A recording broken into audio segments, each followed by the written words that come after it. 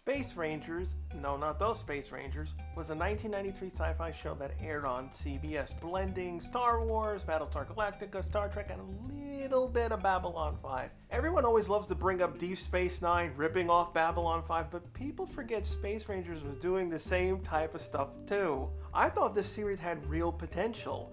The stories it had were on par to Battlestar. You have episodes like Framed for Murder, cyborgs taking jobs, falling apart love lives, space bugs trying to wipe out humans. This series hit the nail on the casting and the personalities. They felt much like family and hated their crappy lives, that love-hate relationship Star Wars did in the original trilogy. So what's Space Rangers about? Well, it's the year 2104. We're not on Earth, but a place called Fort Hope on an almost barren planet called Avalon. It's a space city in the middle of nowhere that houses the police of the galaxy called the Space Rangers. They guard planets, help whoever's in need, but they're not altruistic like, say, the Federation. They also lack supplies and materials due to constant attacks from the Banshees. They're this bug-like species that lives in an alternate dimension, very similar to the aliens in Independence Day or Xenomorphs. For the cast, our main lead, Jeff Kaki, playing John Boone. His most notable role would be Thomas Cole from the TV series Viper. I'll be getting to that soon. Boone, I would describe as like Deep Space Nine's Captain Sisko. He's a negotiator, will not abandon friends or officers under his command, but he won't take any type of garbage. He will stare down the most powerful of people and get his way. Boone also had to live with personal problems. His life is his work, never gets a break. He became somewhat of a legend. They didn't go too much into his background, so we don't know what he did. His wife and daughter left him in the second episode.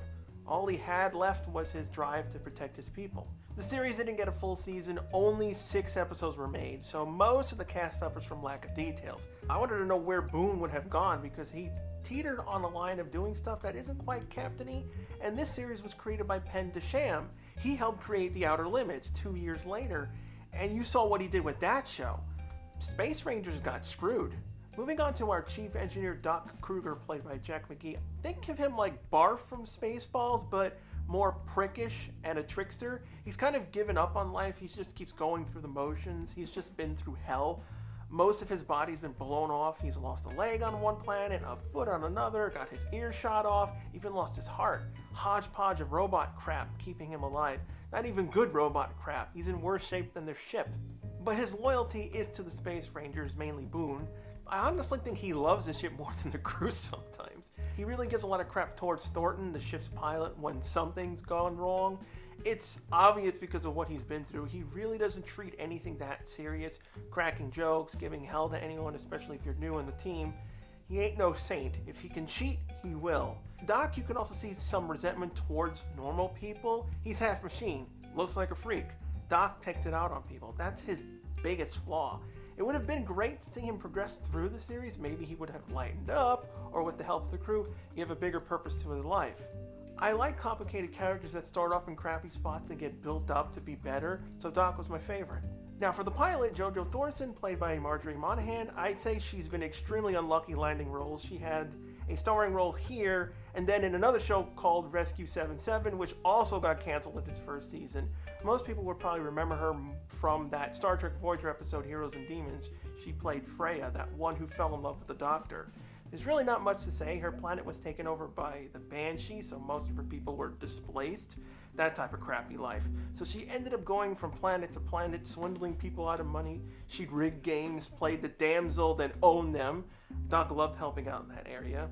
Doc and Thorson, I don't know, made no sense. One minute they would argue about the ship, the next Doc would be praising her as the best pilot in the universe. Like an old married couple.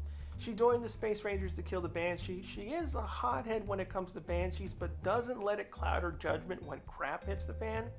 Now, if you want a creepy, crazy character, you gotta go to Xylan. Think Klingon mixed with a Buddhist, played by Cary-Hiroyuki. You probably remember him as the live-action Shang in Mortal Kombat.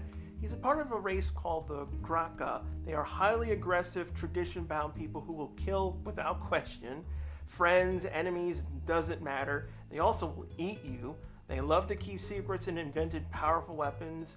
Xylan is a special case who's been trained to keep his vicious nature under control, which allowed him to be a part of Boone's team. Knows all kinds of former martial arts. He has a really strange hibernation cycle which got interrupted in the pilot episode.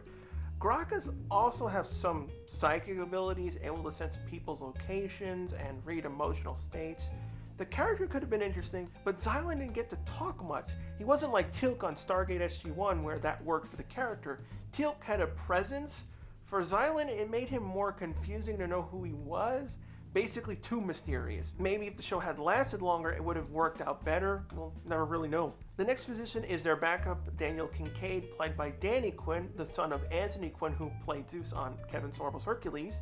He's the new guy, the trigger-happy soldier who was trying very hard to impress Colonel Boone, screwed up a lot, and the pilot, way too eager, never actually fought Banshees in real life, wasted loads of the ship's ammo, but he started to come around.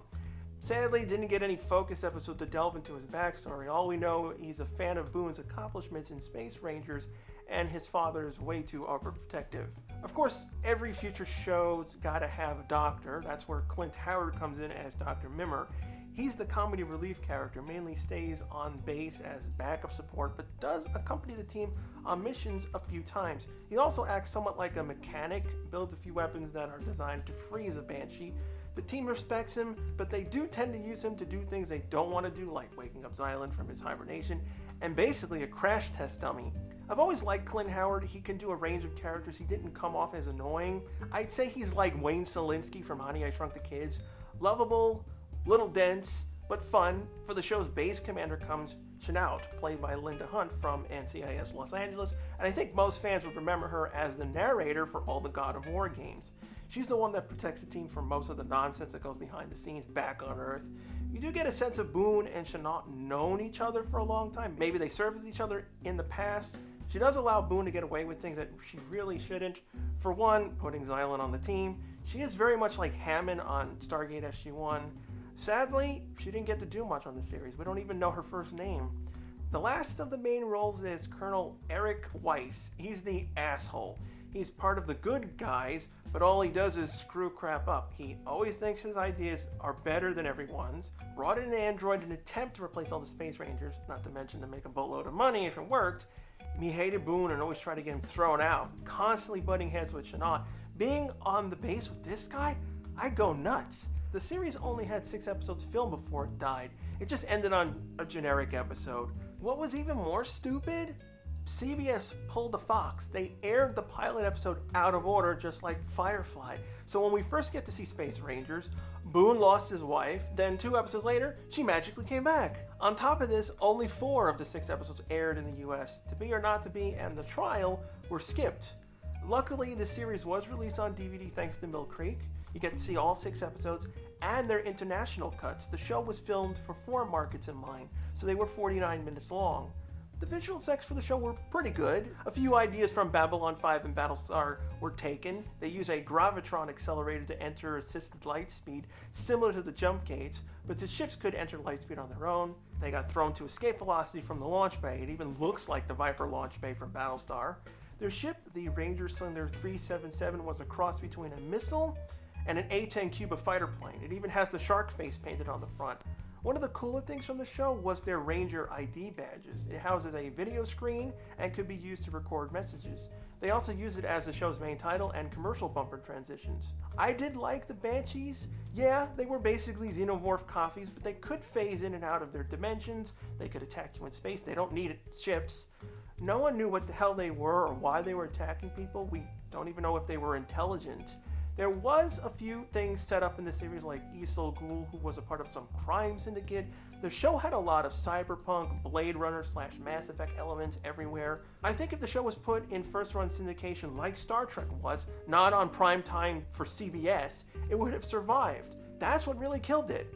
I don't understand why CBS bought this. High-concept shows almost never work on the big stations.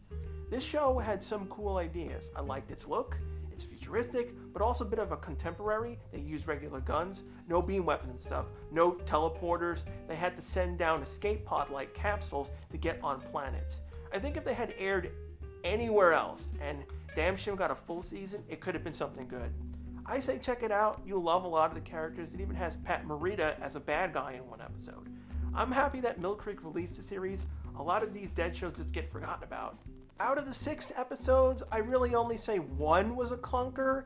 They tried to do this has-been comedian who crash landed on a prison planet called Katraz, and the Space Rangers were sent to rescue him. It was Doc's focused episode, but it just didn't work. It was like if Stargate SG-1 had made its 200th episode in season 1. Other than that, the rest were decent sci-fi. Thanks for checking out the video. Subscribe if you want to see more from me. Leave a thumbs up if you liked it. Leave a thumbs down if you hated it. And if you remember a movie or a show from the past that's long been forgotten, good or bad, leave it as a suggestion below. I'm always on the lookout for obscure stuff.